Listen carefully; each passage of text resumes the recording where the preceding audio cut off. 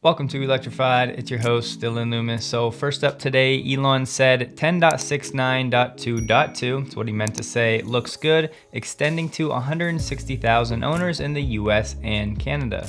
Then Elon was asked, will we see vehicles currently in the safety score queue with scores above 80 receiving the beta now that .2.2 has rolled out to the current testers? Elon said yes, all US and Canada cars with safety scores above 80 should receive an invitation to download FSD Beta by tomorrow. So given the timing of this tweet, this could mean today, Tuesday, or tomorrow, Wednesday. Here's an important reminder for FSD Beta eligibility. If you haven't received this new update yet, you may have to wait a few days, keep that in mind, but you also have to have at least 100 miles driven on auto steer or autopilot, and I believe it's on a rolling previous 30-day basis. If you like following this stuff in depth and you're not familiar, this site Teslafied does a pretty good job of tracking the software updates, different versions and all of that, so it'll be linked below. Tesla's FSD Beta has come such a long way from its initial release around October of 2020 when there was just a few hundred people using it.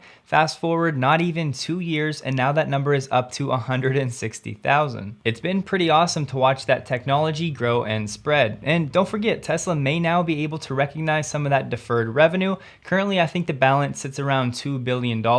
Now in Q3 and Q4, they probably will not recognize all of that. However, there could be a couple $100 million in terms of revenue recognition now that these features are being delivered to new FSD Beta users. Before we move on, Elon was asked, could the vehicle initiate the turn signal before switching into the turn lane? It uses the signal for speed-based lane changes, but not for merging into a turn lane.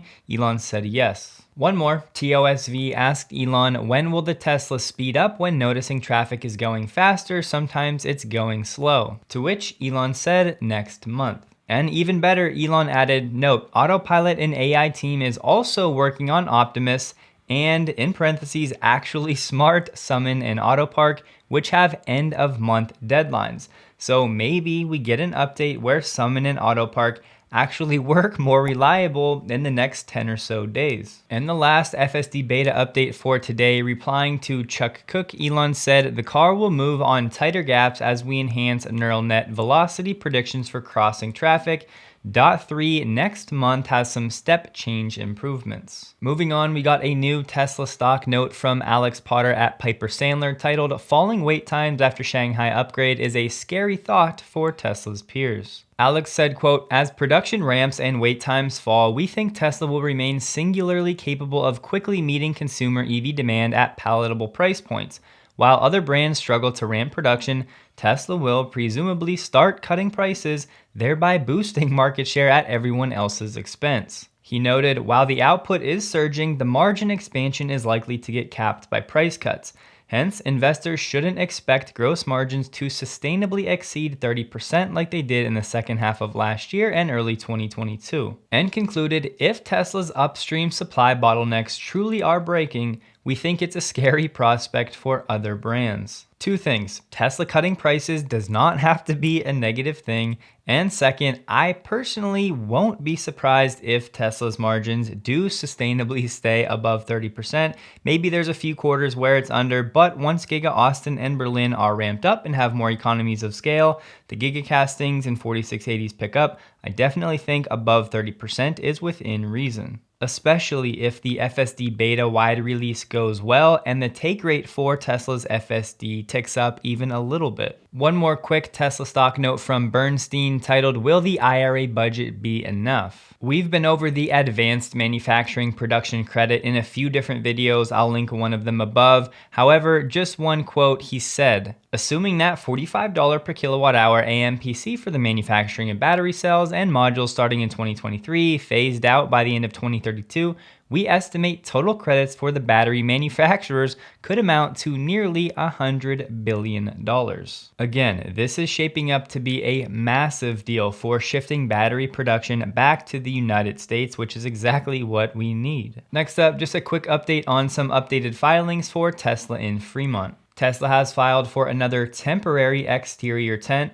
But if you recall a few years ago, the first time Tesla used these temporary tents, fast forward to today and they're basically now permanent. This one, however, will not be for more production, but coverage for tools, likely so they can be moved outside the production space and still be nearby and protected. Project cost around $140,000. On the new battery manufacturing equipment line taking place on the second floor we had reported on a few weeks ago, Tesla is making progress on this project when it comes to the equipment layout, exhaust, power for the equipment, and a process piping plan. The separate cost for that project around $1.5 million. And finally, when it comes to the Model S and X line upgrades, it's essentially to help improve the production associates' ergonomic safety, so not really anything with the vehicles themselves. In case you've never seen one of these Tesla tents before at Fremont, this is from drone footage of the Fremont site. So we're not talking a camping tent here, it's a little bit more structural than that. All right, so it's that time again. Look, I think most of us can agree that inflation and other factors have put Teslas out of reach for a large group of people. That's part of why I've linked up with the sponsor of today's video, CharityStars, to bring you the chance to win a brand new performance Model 3. If you're new, CharityStars is a fundraising platform that helps raise money for charitable causes.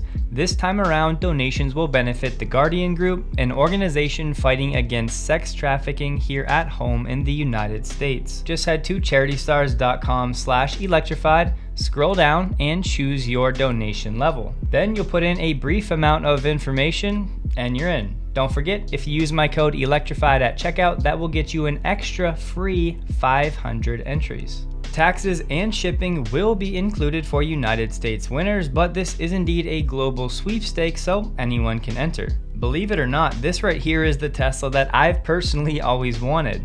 0 to 60 in 3.1 seconds, 315 miles of range, the Uber turbine wheels, just a perfect whip for me to zip around the neighborhood. So if you'd like to support the channel, support a great cause, and enter for the chance to win a brand new performance Model 3, the link is in the description below. Best of luck. Next up, we have an article from the CNEV Post saying that the Model Y has the best resale value among BEVs in China. From the Chinese ADA, you can see the Model Y coming in first place with a 1-year retention rate of 88.7% of the original value.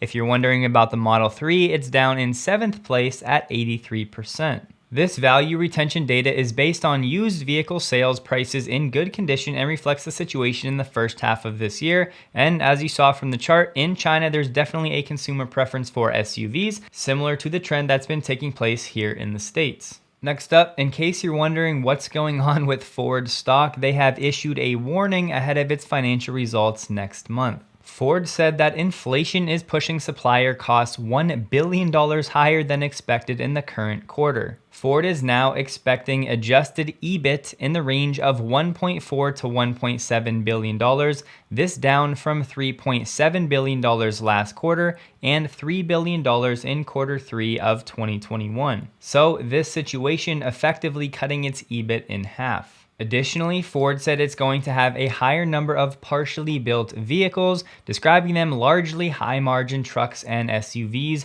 will stand at around 40 to 45,000 at the end of the quarter. However, they're now expecting to deliver all of these by the end of the year, basically shifting that revenue to quarter 4. It feels like we might be entering a time where all of these inflation challenges and supply chain issues start showing up on other automakers' financials, really highlighting how impressive what Tesla has been doing really is. Moving on, we talked about this yesterday, but Troy gave us another update now saying that even 90,000 looks unlikely for Tesla out of Giga Shanghai for the month of September. If you'd like to learn a little bit more about this, just go back and watch yesterday's video. Next up, Reddit user DSU Slavi shared some forms from Florida's insurance regulation site, basically showing us that Tesla insurance has been approved in Florida. Now the tentative launch is October 20th. Checking the documents, you can see a proposed effective date of October 20th. As you can see, these pages are indeed marked as approved. Shifting gears to Starlink for a second, these updates have such massive impacts on a global scale. Elon was asked, is it technically possible to provide Starlink to Iranian people? It could be a game changer for the future. Elon said Starlink will ask for an exemption to Iranian sanctions in this regard. He was then asked, could you do the same for other countries under a dictatorship like Cuba? You will save so many lives. to which Elon said, okay. Then we have the assistant to the president of Zambia tweeting, our president's engagement with the team from SpaceX and Starlink will escalate Zambia's position in the digital economy and enable universal access to internet and other technologies. And Elon said, looking forward to providing Starlink service to the people of Zambia. If you've never done this, I want you to pause this video for even 30 seconds and just imagine what your life would look like with no internet and maybe even no cell service. At least to some degree, this is the reality for billions of people. So what Starlink is doing, I really can't even articulate how impactful this can be. Not to mention images like this. On that note, the Royal Caribbean has been installing Starlink onto more cruise ships. I believe right now the service is actually available on one, and per day the cost is between $12.99 and $19.99, depending on the tier that you choose. Of course, the actual download speeds and results will vary based on location, weather, and many different factors. Next up, VW's quirky but very popular ID Buzz has officially gone into production in Hanover, Germany for the European market. Now, yes, United States sales of this EV minivan are still around 2 years away. However, things are going really well so far when it comes to demand in Europe, and VW has already had to double its production. This vehicle is actually available in two different forms, either a two-row passenger vehicle or a commercial version that ditches windows and seats for pure cargo capacity. VW Commercial says it has received around 12,500 pre-orders from European customers for the ID Buzz. Nearly half of those are for that commercial van. And VW said it's possible if demand is strong in North America, they could bring the ID Buzz production sometime after 2024 to their production line in Chattanooga, Tennessee. Here are some images of some different interior options for the passenger van and yet another version of that commercial cargo van. Here's a back row of seats and the front, pretty minimalistic and simple. Depending on the variant, the ID Buzz should cost around $64,000 or euros, about 1-to-1 right now, should have an 82 kilowatt hour battery good for 400 kilometers or around 248 miles. Here we have an article on what I think is one of the biggest storylines in the auto industry outside of electrification.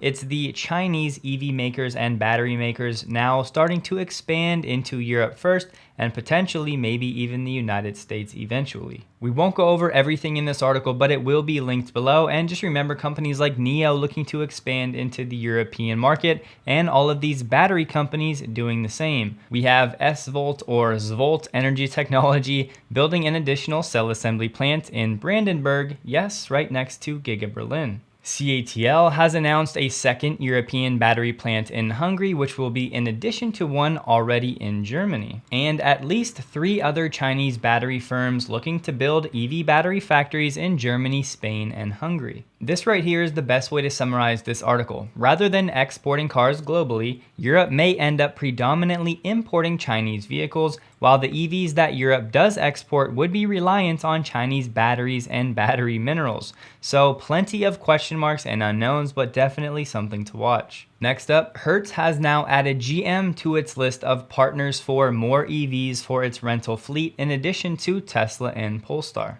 GM has agreed to sell up to 175,000 EVs to Hertz Global over the next 5 years. It's supposed to start with the Chevy Bolt EV and EUV in the first quarter of 2023, followed by some of these newer models GM has been touting like the Chevy Blazer and the Equinox. Tesla's deal with Hertz was for 100,000 cars, Polestar's was for 65,000, so this deal between GM and Hertz now makes it the biggest of the three, sitting at 175,000. The biggest question I have is, will GM be selling these vehicles at a fleet discount to Hertz? Because as far as we know, Tesla is not doing anything of the sort. The demand is too high. They sell to Hertz just like a regular customer would pay, so it'll be interesting to see how GM chooses to handle this. And personally, I'll just say I want more competition for Tesla. I think it's very exciting as a consumer, and I really do think it will push Tesla to innovate more and faster. if that's even possible. Here we have a relatively small fire that was from a Tesla Megapack at the Moss Landing site with PG&E. In an email to authorities, this is what PG&E said. They became aware of a fire in one Tesla Megapack at its Elkhorn battery storage facility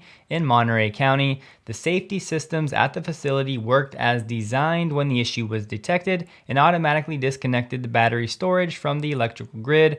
No injuries, no electrical outages for customers. Next up, Marco, the Tesla community's supercharger detective, found some plans for a 50,000 square foot sales and service center coming to Austin, about 10 miles from Giga, Texas. So personally, I have high hopes for this one to be pretty sweet, very close to the headquarters. Last up for today, Rivian shared another pretty cool vehicle talking about their new mobile service fleet in the R1T and the vans, just showing you all of the gear it's essentially fitting into these vehicles. Now they can handle up to 80% of all repairs right in your driveway. Don't forget, check out CharityStars linked below for your chance to win a Performance Model 3. Hope you all have a wonderful day. Please like the video if you did, and a huge thank you to all of my Patreon supporters.